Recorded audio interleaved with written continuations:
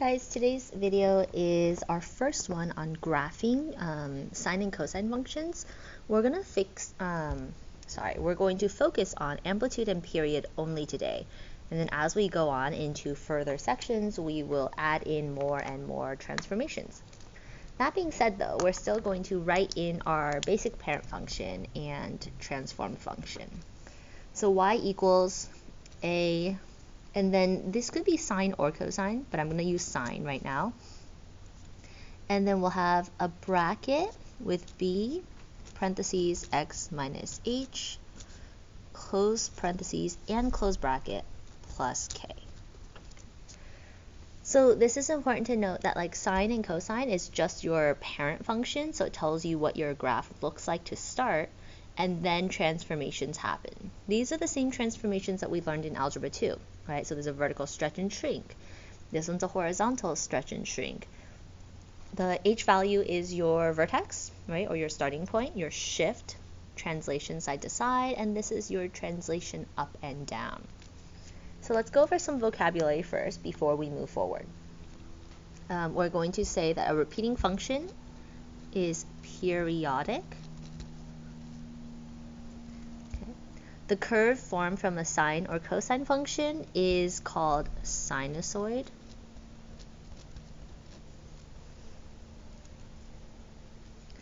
Oid in Latin prefix is like, so it's alike.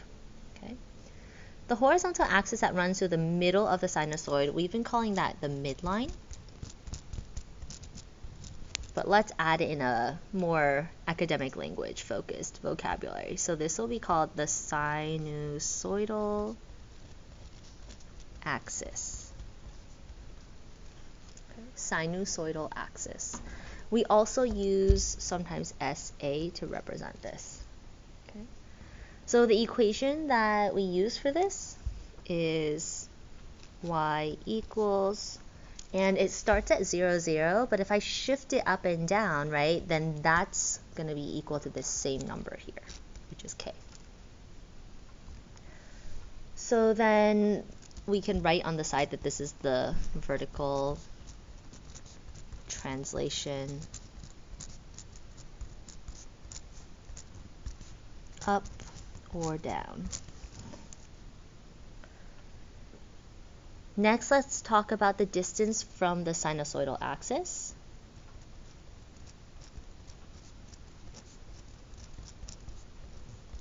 To each max or min. And this is called the amplitude.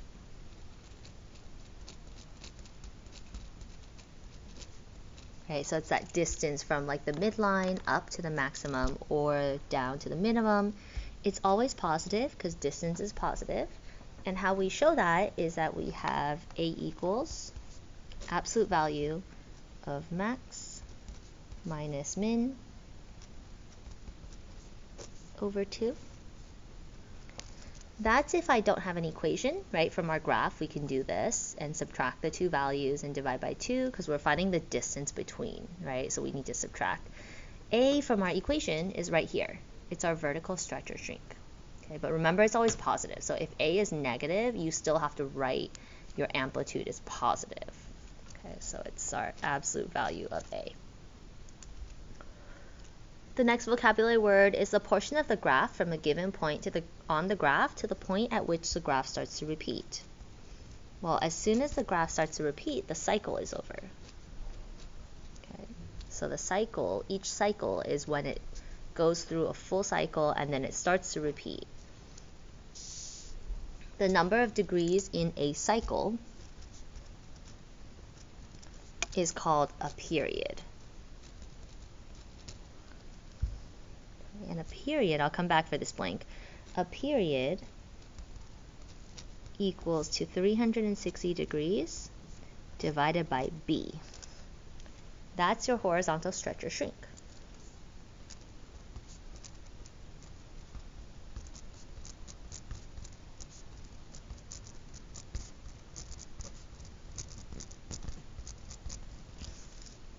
We can say that A is our vertical stretch and shrink.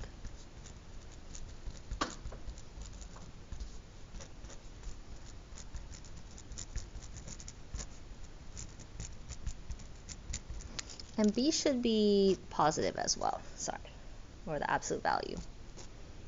Okay. Because we don't have like a negative period. A negative period would imply that we're going backwards, but we're measuring like the distance, so it's always positive. Okay, the last thing is like in 360 degrees, how many cycles will show up for our graph? Now, this is just an arbitrary number. Like, it doesn't actually make a difference, right? 360 is there because of our circle or our unit circle, but like it doesn't affect how wide or like how much of a stretch or shrink you do have. But b is equal to the number of cycles in 360, absolute value. Okay. Now, the last thing we need to establish is distance between critical points, D, B, C, P.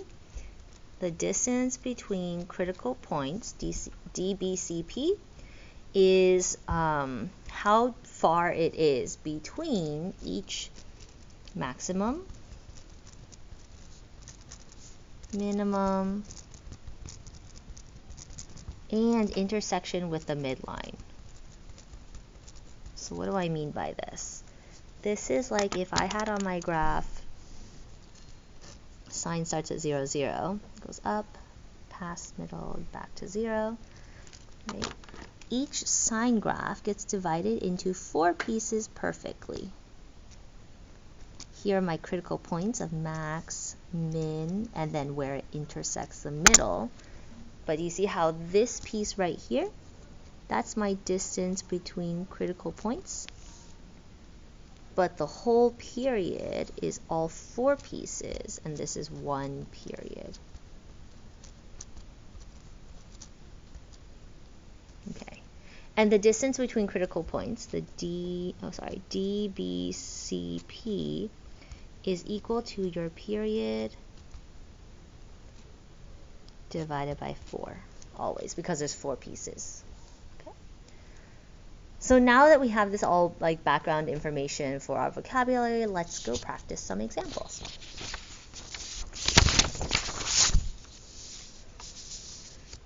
Let's read the directions first. It says, neatly graph at least 2 cycles for each graph. Mark scales on axes at least every critical value. So let's start filling in some questions. I'm going to make my graph a little bit darker because I think it's hard to see. So there is a y-axis here. It's 4 lines in. It's just hard to tell sometimes, so I'm just going to mark everything a little darker. And then my x-axis is right here in the middle. I'm just going to make it more clear, but I can also just label it like this. Okay, so the sine graph always starts at 0, 0.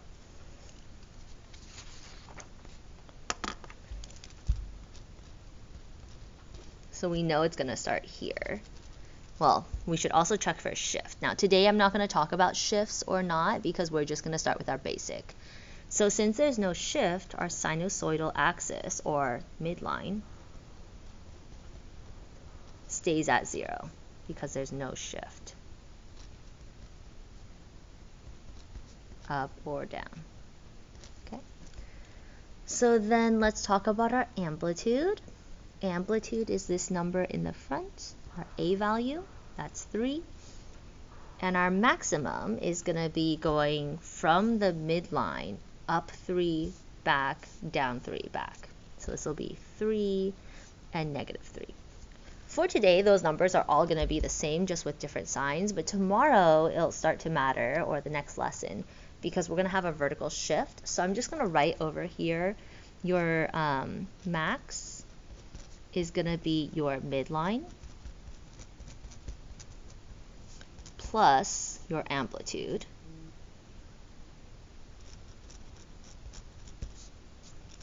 and then I'll make that in a bubble so it's more clear, and then your minimum is going to equal your midline minus your amplitude. Now for right now it doesn't matter because we have 0 as our midline, and then we're going to add 3, and then minimum is 0 minus 3, right? So it's the same, but tomorrow it will matter. So I wanted to write those down. So I'm going to actually draw in my maximum and my minimum. And I do like to put this clearly on my graph. Now, you don't have to do this, but for today, I'm just going to show you guys.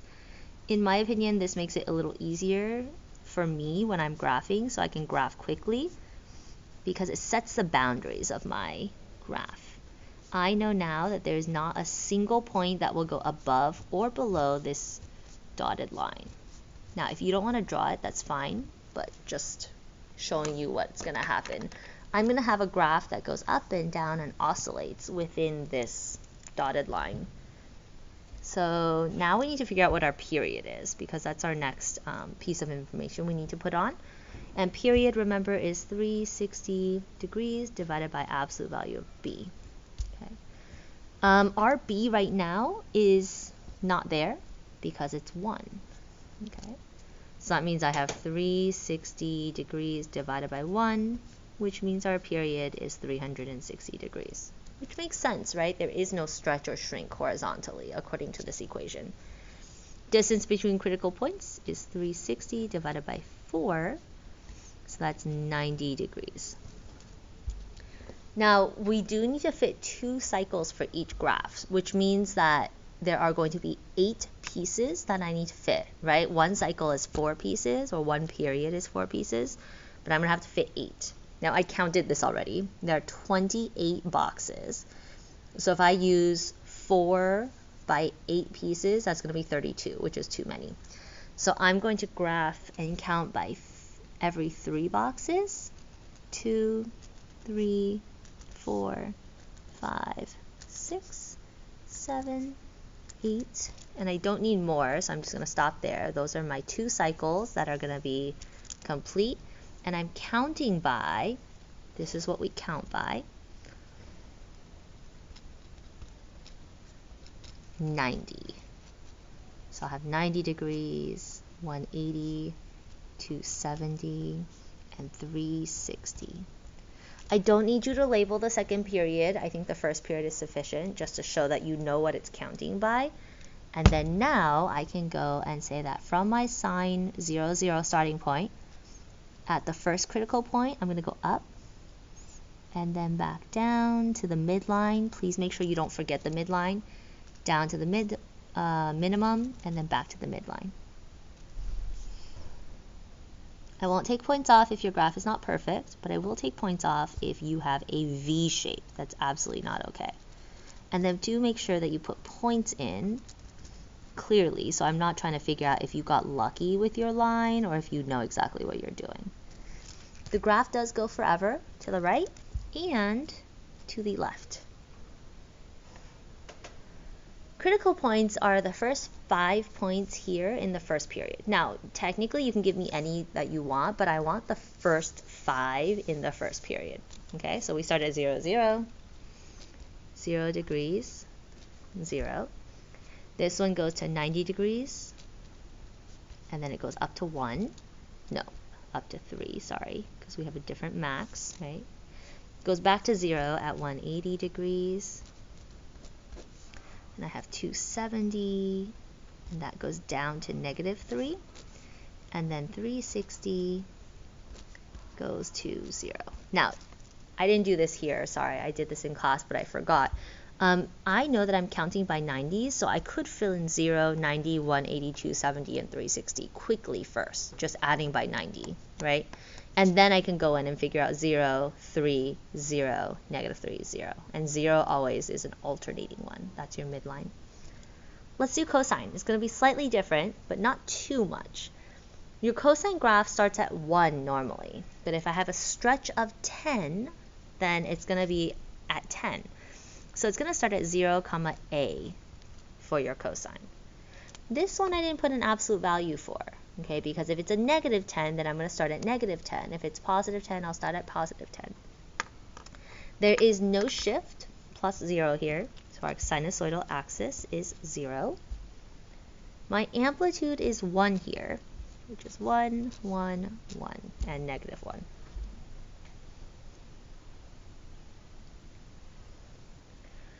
So let's put in our graphs. I'm still going to make my lines a little darker.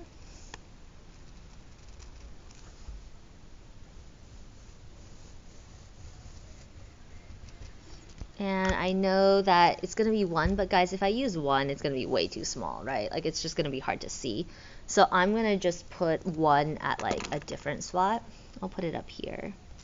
And as long as you use the same 1, so if I use 4 up as 1, then I need to use 4 down as -1, right? Keep it scaled. I'll show you what it looks like if I don't have the dotted lines, and you'll see why it sometimes is a little trickier. We're going to count by 3 boxes still, but I don't know what I'm counting by yet. But we know that 8 pieces will fit if I count by 3s. Okay, so my period is 360, divided by B, which is 10. So that's 36 degrees for, oops, sorry, that's 360. 36 degrees. Please be clear and put the degrees, because in a few weeks we're going to be talking about radians, which is just that. And so it's a totally different measurement. 36 radians is totally different than 36 degrees. Okay. Distance between critical points is 36 degrees divided by 4, which is 9 degrees each. So I'm going to count by 9s here. 9, 18, sorry guys. 9, 18, 27, and 36. I'll just do 1 period.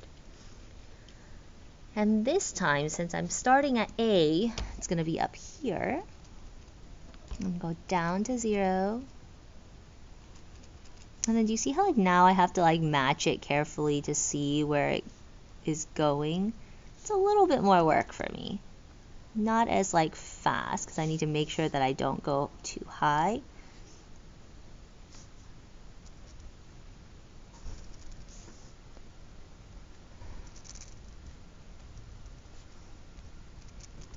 Making sure to put points on every single one.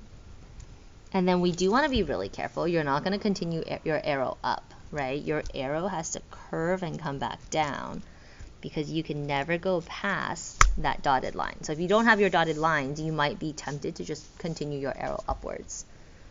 Okay, so let's do this. We're going to count by 9s. So I have 0 degrees, 9 degrees, 18 degrees, 27 degrees, and 36 degrees. And then I start at 1, 0, -1, right? So 1, go back to 0, go down to -1, back to 0, and go to 1. So the y values of your critical points should always match, because you end up back at the same place, right? So this is 1 period.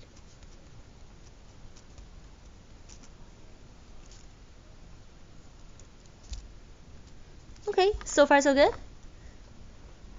Let's throw some fractions in there just to see how it works. Everything is exactly the same. We're just going to use fractions now. So this will be my last one, and you can try number 4 if you want, but I will wrap it up after this. Cosine starts at 0a. My a is 5. There's no shift, so it's y equals 0.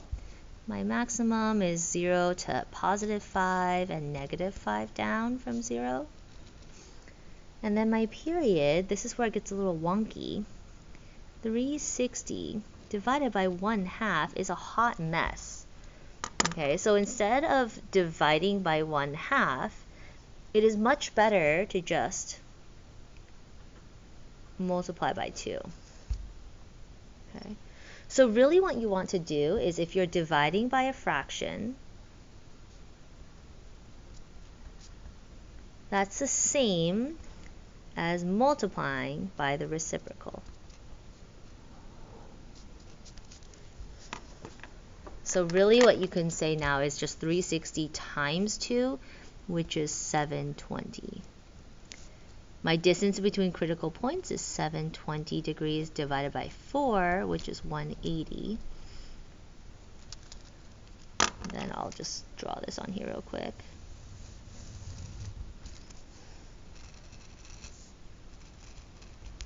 So I'm counting to 5, -5, and then I'll have every 3. So this will be 180, 360.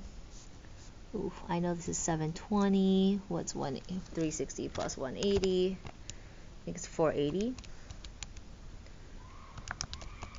Nope, 540. Never trust my math. Okay, so here we're going to start at A, so that's up here.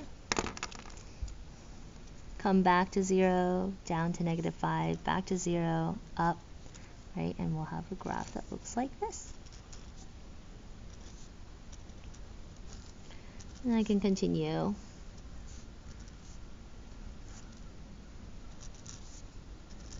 My graph. Okay, hopefully this is enough for you to start your homework and just practice. You only have 3 problems for homework, and we will be practicing more in our next class as well. So come back with the questions that you think you can do, and we'll compare answers in class.